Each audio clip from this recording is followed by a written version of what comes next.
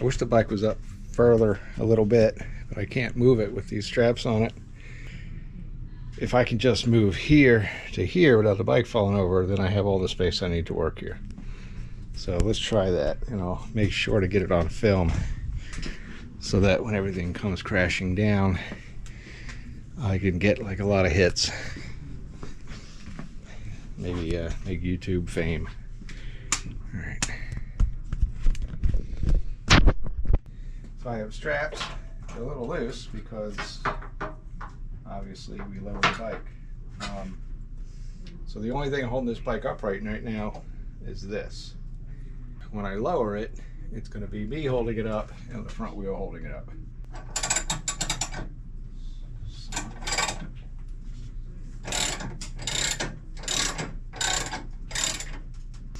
So we're kind of compressing the swing arm, but that's okay, because once I can move this back out of the way of the swing arm, I need to be able to get to the center post so that Jack has to sit all the way back here. All right, so far not so bad. And all right, if you can see, it's a real mess under here, very dirty. So I think I want to try to clean that a little bit. I don't know how I'm going to get the skid plate on. What is this? Look at that. That's a stick. Wow, that's wedged all the way up in there. Look at that. Holy moly. There you go. I must have ran over something. There are two holes under here somewhere in this caked on grime. There's one, there's the other. So somehow I have to get bolts to go up and drop down through those. First things first, let's clean up this bench. Be back. Now, as you can see, I got a light here so it'll be easier to see. What I'm gonna have to do, I have these two bolts here I have to take out. These are held in by a cotter pin at the top, so I don't have to pull out the generator. And I have to get some two bolts that will come down through these two holes here. Looks like I feed them through. Skid plate's going to fit up here. It's going to mount with these two. And I've been lucky by running without that skid plate, because you know, all it takes is one giant rock to smash that. So I'm not going to push my luck anymore now that I got this up on the lift. Let's see if we can get it taken care of. So now I just need to see if I can find some bolts. I cleaned this up, you know, a lot of the oil and grease that were on it. Obviously I didn't get all of it, but I got what I needed to get. You can see this is, you know, years of buildup under here. This is probably why. This is my vent for the chain oiler. So not vent, it's sort of like the overflow, little drip passage in the primary, so that the chain gets oiled and drops oil down into the primary on the chain, and then it you know, collects in the bottom of the primary through a little you can't see it here I don't think, but there's a little nipple there you connect this to, and this just goes up into the primary and leaks out here. The reason I did that is so they didn't have oil leaking on the frame, but obviously that didn't do much, did it? So, bottom line, you know, I am leaking oil. This is a Harley, but I don't know if this is because it's continually leaking oil or if this is just from various problems I've had over the years since I put it back together. But yeah, it's got a lot of spray up in there. Now keep in mind too that when I first got this bike from my dad and I took it apart, and you can see that in the original Panhead video, if you go back into my YouTubes, you'll see that this was just covered in grime and I had to like peel it off and scraping it out with a screwdriver. So, alright, let me go find some bolts and I'll be right back. Okay, so I got these should fit if I can just slip them up in there. Let me try my finger. There we go. Can I reach that with a wrench? And then just kind of finagle it. I don't know if that's an official Harley term, finagle. And I'll probably use nylocks on this because I don't want these falling off when I'm riding. So now I'm going to need to take those bolts, those two cotter pins have to come out. Let's see, can you see them?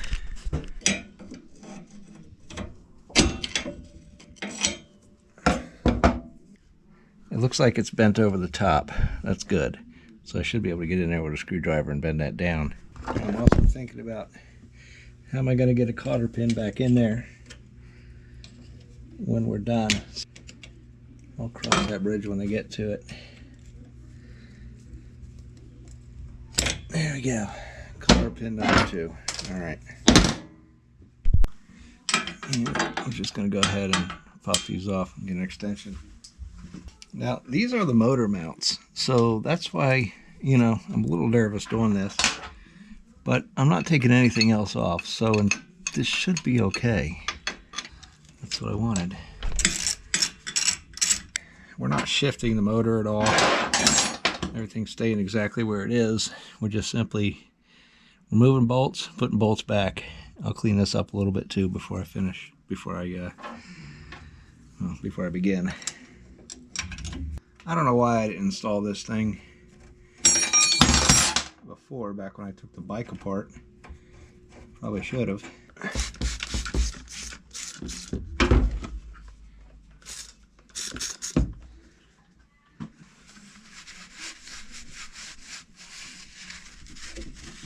Okay. So here's the skid plate. Now this is going to bolt here.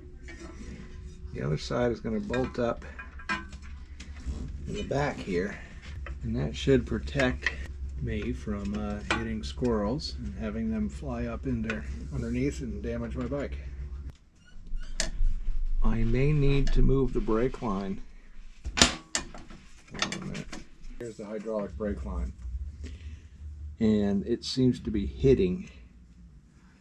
Now the question is, should I just bend that up or should I bend it down?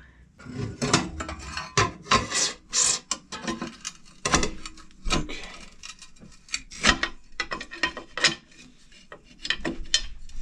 We're gonna go with this. It's not pretty, but it looks like it'll work. Of course, the other way to do it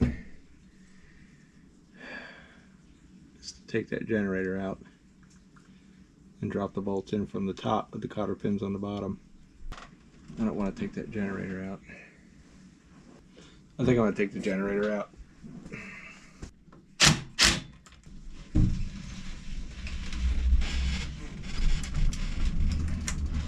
So this is not one of those generators that needs all the shims.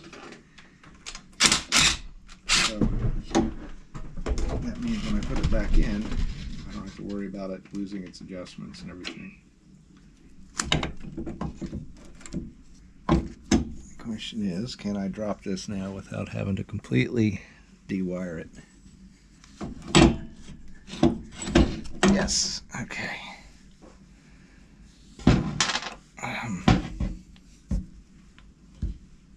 We'll just let that hang.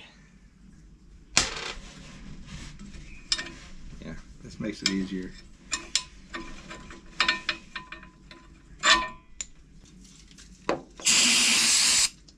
Now, if I'd only done this on the first time, I wouldn't be in this problem today. I'm going to have to fit the wrench up from the back, and there's not a whole lot of room in there, and I'm already dropping the bolts out. So since I don't have a whole lot of room in there, this is going to be a little tricky. So let's see if I can get this piece back in. I had it before. Okay, that worked out. That was so much easier. Let's see. I will put a washer on there, but I'm not going to put a lock washer because we are using nylocks. Now, these are slotted, but they don't really seem to fit. I can't say for sure if this is a skid plate that came from the factory on this bike. There's a lot of things on this bike that it's not original, but I don't think they made a whole lot of differences, some of these parts, considering the bottom end is essentially the same all throughout the 60s and early 70s, so this should relatively be unchanged. Can these go up in there, or do I need to extend these holes? I think I need to extend these slots further a little. So I don't know if you can see this.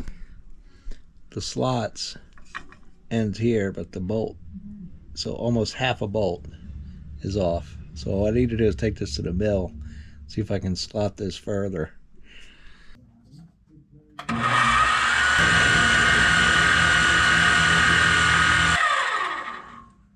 Need to come down a little bit further here. It's kind of burning the paint.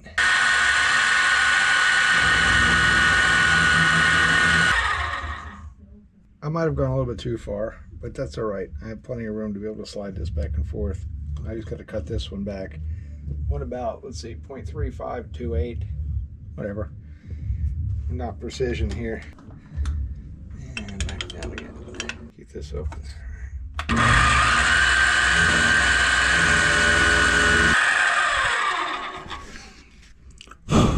Okay, so now I have a slot a lot longer. A washer, fill in that gap. This should at least get me to fit properly now. We'll go back to the bike and see if we can put this back on there now. All right, now that I have that milled out, extended these holes almost, maybe too far, maybe not enough, we'll find out. Go ahead and slide this back up under here like we had before. I'm gonna finger tight these castle nuts just on the bottom here. This doesn't fall off while I'm working. Then I'll come back and tighten these down and put new cotter pins in. And put the generator back in, that should be it. Alright, it looks like I need to bend the plate so that it actually gets all the way up in there. So I'll do this again for the umpteenth time. So the plate needs to be bent so it sits flat up against the that cross beam. Right now it's kind of at an angle. That angle prevents it from seating really good.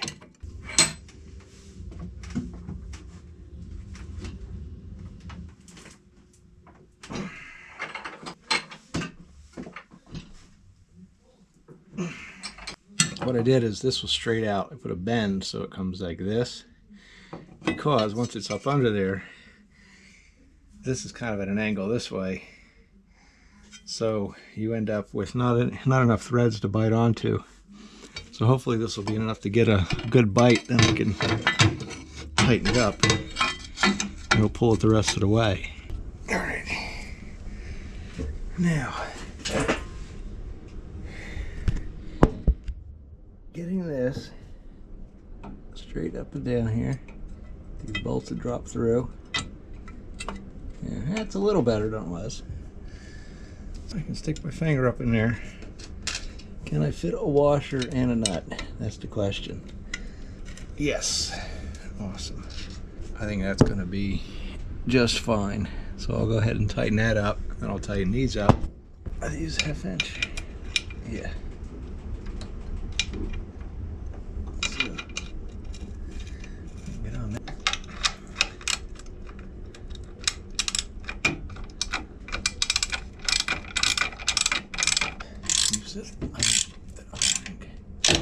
Tighten these up, and I would say we're almost done.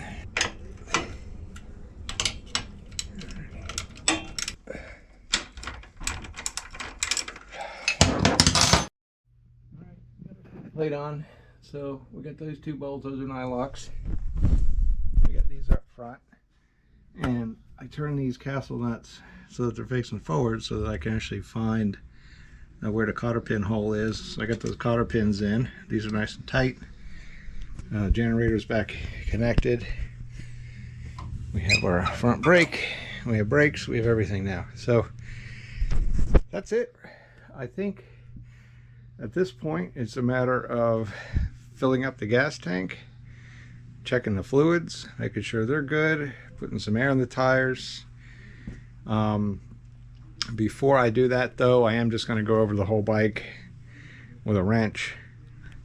There's always something that you have to look at with these bikes, and one of the things I need to look at is the grease that's flying out over here. So this wheel certainly is going to need some work. I don't know if I'm going to get to that anytime soon or anytime this year, but like I said, when I do decide to get new tires, I'm going to rebuild these hubs and repack them and everything. So for now, I think what I'm going to do is call it a day. Come back here tomorrow after church, and if it's a nice day, see if I can lower this down and take it out to get it going. And then I would love to be able to take it down the road, but I have a feeling that before I can start taking it down the road, I'm going to have to do some adjustments and checks for, there's always something, right? You're always going to have a little leak. I think we're probably going to get fuel leaking out of here, where the new petcock is installed. Let's see how those gaskets work out. I don't know this carburetor, the high adjustment on this. I've never done that before, so that's going to take a little bit of a learning curve. I know how to do the low side. The high side, they say you're supposed to adjust it while you're riding. All right, fine. I can reach that. So I don't know if I could reach it when the air cleaner's on it though. The other thing too is I'm not really 100% sure if I should take this and mount it, turn it upside down and mount it here so the fuel comes down into it and then up. Because right now it's pushing up. And I'm wondering if there's stuff in there that's going to get stuck. It's just going to come back down like this and get stuck in here. So I'm not going to think about that right now because I have other things to worry about. And if that does happen, it's going to take more than one little piece of debris to get in there to stop me. So thanks for watching, and I hope that in the next week or so I'll be able to have another video of this thing actually finally out on the road again. It would be nice. It would be nice to ride it around, have my son ride it. I wish he would get his Sportster back on the road here. He's got his S&S carburetor, all this stuff. He's got his heads. I mean, really, all we just need to do is put rings, but he wanted to take the whole thing apart, and that's fine because he's a mechanic and he wants to learn, and I'm cool with that. I think that's the best way to learn, is just get in there and do it. That's how I learned all this stuff. Still learning all this stuff. So thanks again, and I appreciate you stopping by to watch the videos, and hopefully I'll have more to come. Take care.